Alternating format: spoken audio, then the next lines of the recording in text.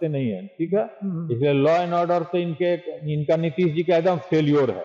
इनको तुरंत चाहिए कि इस डीजीपी को हटा कर जो भी थाना प्रभारी नाजायज कर रहा है वो अरेस्ट होता था। इधर से तो इस टर्म में तो एक भी अरेस्टिंग अभी विजिलेंस में नहीं हो रही कि न किसी थाना प्रभारी की आईपीएस पर है, न किसी थाना पर है, न कोई पर दबाव है। इसका ऐसा डीजीपी रहने से क्या फायदा है। इसके पहले पीके ठाकुर थे, अभियान में पड़े हुए हैं कि किसको लाएं किसको नहीं लाएं। पॉलिटिक्स दबाव में है, बीजेपी का दबाव है, अपना दबाव रखते हैं।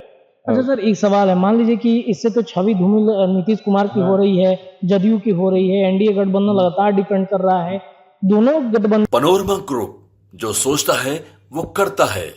नमस्कार, भारत लाइव पे आप सभी का बहुत बहुत स्वागत है। चर्चा गरम में चर्चा करेंगे आज senior journalist Dayashankar Tiwari sir के साथ। बिहार में लगातार आपराधिक घटनाएं जिस तरीके से बढ़ी हैं, आपने देखा होगा कि चर्चित जो वीआईपी के सुप्रीमो हैं, उनके पिता की हत्या किस तरीके से कर दी जाती है। अब हर कोई परेशान है कि जब इतने खास व्यक्ति की हत्या बिहार में हो सकती है तो आम आदमी क्या करेगा। बढ़ते अपराध पर नीतीश कुमार खामोश क्यों हैं? डीजीपी को बुलाया गया था जिस मकसद से, क्या वो उस मकसद में फेल हो रहे हैं? चर्चा गरम में आज इस विषय पर चर्चा करेंगे। हमारे साथ बिहार के वरिष्ठ पत्रकार हैं दयाशंकर सर। सर, बिहार में बढ़ते अपराध को लेकर क्या कहिएगा? पहले तो आप यही बताइए। बढ़ते अपराध में देखिए, पूरे बिहार में अपराध बढ़ चुका है। इलेक्शन के बाद तो और अपराध बढ़ चुका है। दूसरी बात कि नीतीश जी जिस सोच से डीजीपी को लाए थे, वहां फालतू डीजीपी निकला, ठीक है। ये किसी अधिकारी से मिलता नहीं है, ठीक है, किसी का फोन उठाएंगे नहीं डीजीपी। एसपी को भी जिस हिसाब से सोच करके ले आए थे, एसपी भी किसी का फोन उठाते नहीं है, ठीक है। इसलिए लॉ एंड ऑर्डर से इनका नीतीश जी का एकदम फेल्योर है। इनको तुरंत चाहिए कि इस डीजीपी को हटा करके कहीं अपना दूसरा डीजीपी जो भी बढ़िया हो अपना ले आए।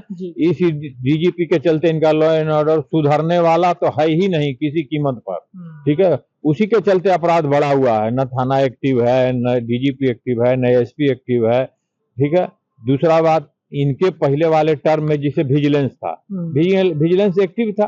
घूस कमाई चाहे जो भी है, जो भी थाना प्रभारी नाजायज कर रहा है वो अरेस्ट होता था। इधर से तो इस टर्म में तो एक भी अरेस्टिंग अभी विजिलेंस में नहीं हो रही कि न किसी थाना प्रभारी की, न किसी पुलिस की, न कोई घूस लेने वाला है कहीं, कोई सब संट है। सारा चीज इनका एकदम फेल्योर है, ठीक है। इसलिए पहला काम इनको करना होगा कि डीजीपी को चेंज करें और उसके बाद ही कुछ लॉ ऑर्डर सुधरेगा इनका। मतलब अब ये देखा जा रहा है कि बिहार के प्रशासनिक अधिकारी पहले जो काम करते थे, इस डीजीपी के आने की वजह से क्या वो काम नहीं कर पा रहे हैं? ना, ये डीजीपी भी एकदम फेल्योर है। कोई न इसका पकड़ आईपीएस पर है, न किसी थाना पर है, न कोई पर दबाव है। इसका ऐसा डीजीपी रहने से क्या फायदा है। इसके पहले पीके ठाकुर थे, अभियानंद जी थे, सिंघल तो मान लिए कि आए थे, वो भी थोड़ा नरम थे लेकिन कुछ ठीक ठाक थे, गुप्तेश्वर पांडे भी ठीक थे। लेकिन ये डीजीपी तो आए तो शुरू में भाषण दिए कि अपराधियों को दौड़ाओ, ये करो वो करो, यह लाम काफ जितना बांधे, लेकिन सारा फेल्योर है। ये डीजीपी से आप मिल नहीं सकते हैं।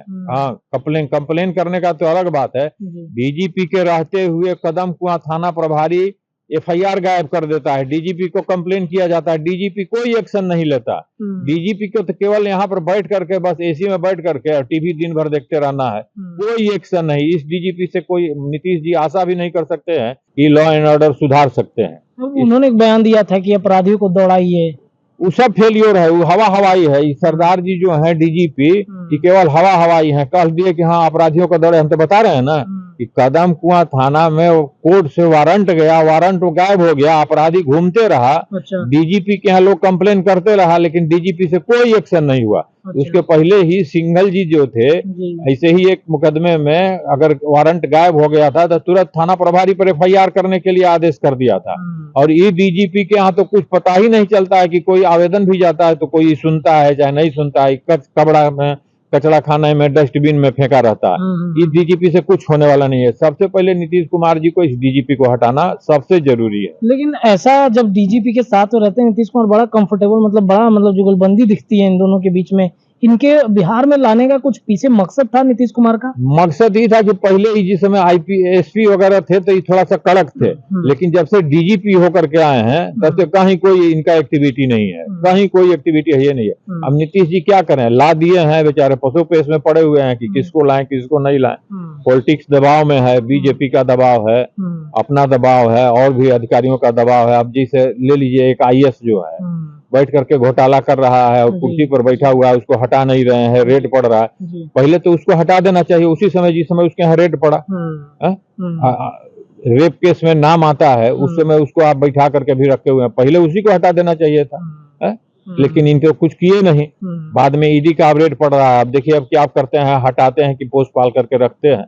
अच्छा सर, एक सवाल है, मान लीजिए कि इससे तो छवि धूमिल नीतीश कुमार की हो रही है, जदयू की हो रही है, एनडीए गठबंधन लगातार डिफेंड कर रहा है, दोनों गठबंधनों के बीच में इस मुद्दे को लेकर चर्चा विमर्श चलता भी है कि नहीं चलता है? चर्चा तो चल ही रहा है, चर्चा चल रहा है, लेकिन मेन तो डिसीजन नीतीश कुमार को लेना है ना। इनकी तो डायरेक्ट अमित शाह जी से और मोदी जी से सटे हुए हैं। यहाँ का तो पार्टी अध्यक्ष और कोई कुछ कर नहीं सकता है। जब तक वहां से नहीं अमित शाह जी और नरेंद्र मोदी जी इनको डायरेक्शन देंगे कि भाई ऐसा करिए, तब तक कुछ होने वाला नहीं है। और दूसरी बात है कि सरकार भी चलानी है, सरकार का भी दबाव है कि हाँ कैसे मिलजुल करके चलते रहे, ऐसे ही अपराध बढ़ते रहे और चलते रहे। सरकार नहीं गिरनी चाहिए, कुर्सी इन लोगों की बरकरार रहे, ठीक है। अपराध बढ़ता रहे उसे कोई अंतर नहीं है, हाँ कुर्सी लोग का बरकरार रहे। तो बिहार की जनता सर इतनी तो अब ज्यादा वो नहीं है, मूर्ख नहीं है कि भाई समझ जाएगी कि हाँ अपराध है, कुर्सी बचाने के लिए कर रहे हैं। अपराधी घटना पर लोग चिंतित तो हैं, चिंतित तो बहुत है, लेकिन जनता तो करेगी इलेक्शन में ही ना। जनता तो इलेक्शन में ना कुछ करेगी। जनता तो ऐसा नहीं है कि हाँ इनको हटा देगी उनको बैठा देगी। इलेक्शन जब आएगा तब जनता सोच समझ करके अपना वोटिंग करेगी कि हाँ किसको सरकार बनाना है किसको हटाना है, तभी जा करके कुछ होगा। अभी कुछ करने से नहीं होगा। नीतीश जी को पहले अब डिसीजन लेना है डीजीपी को हटाने का और लॉ एंड ऑर्डर जो है वो टाइट करने का। हाँ कुछ चुनिंदा जो अभी पहले के जो इंस्पेक्टर थे, जो एक्टिव थे, जो सुशासन में जिनका योगदान था, आज तक वो बेचारे सेंटिंग पड़े हुए हैं, उनका प्रमोशन नहीं हो रहा है। उनको प्रमोशन करके डीएसपी बनाए, उनको बना करके ले करके आए, तब जाकर के कुछ होगा। जो उस समय एक्टिव थे वो आज सेंटिंग पोस्ट में है, सेंटिंग में है, तो इसलिए तो लॉ एंड ऑर्डर सुधरेगा नहीं। पहले डीजीपी को हटाएं, नए नए एक्टिव जो आईएएस इंस्पेक्टर हैं, आईपीएस है, उनको लाएं, तब जाकर के सुधरेगा यहाँ का लॉ एंड ऑर्डर। बिहार में एक अंतिम सवाल ये रहेगा सर कि जिस तरीके से मुकेश सहनी के पिता की हत्या हो जाती है, अपराधियों को तो उन्होंने पकड़ लिया है, लेकिन इससे लगता है कि एक समाज एक जातीय समीकरण के आधार पर देखा जाए तो एक वोट कहीं ना कहीं एनडीए का खसक रहा है। ना एनडीए का वोट नहीं खसकेगा, इसलिए कि मुकेश सहनी के फादर जो थे, जो कुकर्म करते थे, वो तो सब सामने आ गया। अच्छा, मतलब उनमें भी गलती उनकी उन्हीं में नहीं गलती थी। सूद का कारोबार करते थे, आप सूद पर देते हैं पैसा, मोटरसाइकिल जब्त करते हैं, तो जैसा कर्म करिएगा वैसे ही ना आपको फल मिलेगा। उसके चलते कहीं एनडीए का कुछ नहीं होने का है। मुकेश सहनी के फादर जैसा किए वैसा उनको मिला। अब कोई पार्टी बोल रहा है कि हम मुसलमान हत्या किया है, कोई पैसा है बोलने वाला है? कोई पार्टी बोल रहा है कि हम मुकेश सहनी के पैसा, फादर जो सूद पर पैसा लगाते थे, सूद पर पैसा लगाइए, कागज जब्त करिएगा, गलत करिएगा तो जैसा करिएगा वैसा पाइएगा। ये परिस्थितियां, यही परिस्थितियां हैं। कोई वोट। बहुत बहुत धन्यवाद सर। चर्चा गरम में हम चर्चा कर रहे थे बिहार के लॉ एंड ऑर्डर पर। सर ने बताया कि कमी कहाँ है, नीतीश कुमार को कैसे सुधारना चाहिए बिहार के लॉ एंड ऑर्डर को। डीजीपी जो बिहार में बनाए गए हैं आरएस भट्टी, ये कहीं ना कहीं अपने प्रशासनिक अधिकारियों पर लगाम नहीं लगा रहे हैं, प्रशासन को मजबूत नहीं कर रहे हैं, और इस वजह से कहीं ना कहीं बिहार के लॉ एंड ऑर्डर और बिहार के जो अधिकारी हैं वो गड़बड़ाते हुए दिख रहे हैं।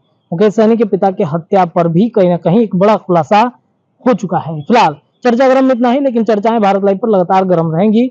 जुड़े रहिए अपने चैनल के साथ, अपनी राय रखिए। बहुत बहुत धन्यवाद। पनोरमा ग्रुप, जो सोचता है वो करता है। अगर ये वीडियो पसंद आई और वह बिहार के राजनीति और बिहारियत से सरोकार रखेनी तो सब्सक्राइब बटन दबा के चैनल के सब्सक्राइब कर ली। ओजे एगो घंटी बा, ओकरा बटन दबा देला से कुल सटीक और मारक खबर रुआ मुफ्त में मिल जाई। अगर रुआ पत्रकारिता के हमनी के नया प्रयोग में सहयोग कर चाहतानी तो ज्वाइन बटन दबा दी। पेटीएम नंबर नोट कर ली 9386816700।